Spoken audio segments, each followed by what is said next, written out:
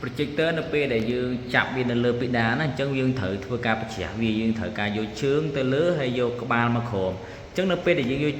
ជើងទៅលើក្បាលមកក្រោមអញ្ចឹងរូបភាពរបស់យើងនឹងបញ្ច្រាស់ហើយអញ្ចឹងមុននឹងយើងចាប់ projector ទៅលើពេដាលអញ្ចឹងយើងត្រូវធ្វើការផ្លាស់ប្ដូរ setting វាឲ្យហើយដើម្បីកុំឲ្យពេលយើងចាប់ទៅរូបយើងបញ្ច្រាស់អញ្ចឹងយើងពិបាកសេរីពេលក្រោយ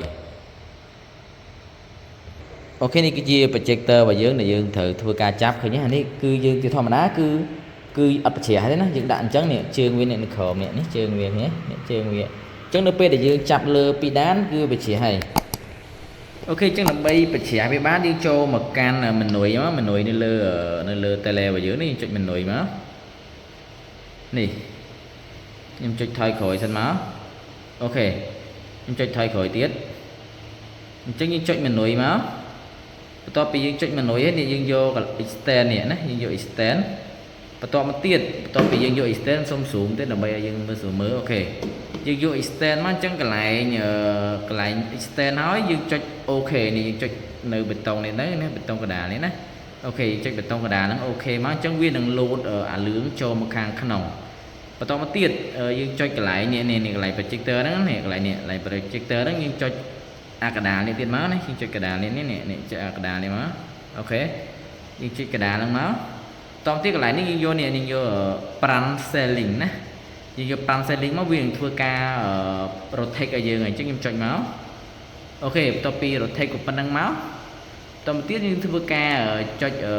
exit មកនេះយើងចុច return មកខ្ញុំចុច escape មកយើងចុច escape នៅលើនេះយើងចុច escape ណានេះ escape មកអូខេអញ្ចឹង projector របស់យើងគឺ rotate ហីណាបន្ទាប់ពីវា rotate អញ្ចឹងយើងអាចចាប់លើពីដានទៅគឺវាត្រូវហីនៅពេលដែលយើងបញ្ច្រាស់អញ្ចឹងណាអូខេអញ្ចឹងវីដេអូនេះមានតែប៉ុណ្្នឹងកុំភ្លេចជួយ like follow និង subscribe ជា YouTube admin អ្នកមួយផងយើងនឹងជួបគ្នានៅវីដេអូក្រោយ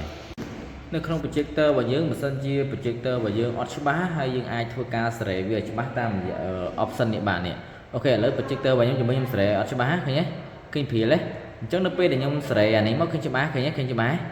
អញ្ចឹងយើងសេរីកន្លែងនេះ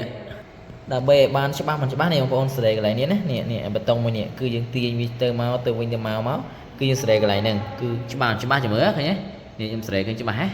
នេះឃើញទេនេះឃើញទេអូខេអញ្ចឹងបើសិនជាបងប្អូនមាន projector ហើយវាអត់ច្បាស់សាកសេរីកន្លែងហ្នឹងទៅហើយបើសិនជាវាសេរីហើយវាអត់ច្បាស់ទៀតអាហ្នឹងគឺអត់ច្បាស់ហើយអាហ្នឹងមានតែទិញថ្មីហើយអាហ្នឹងអត់ច្បាស់ទៀត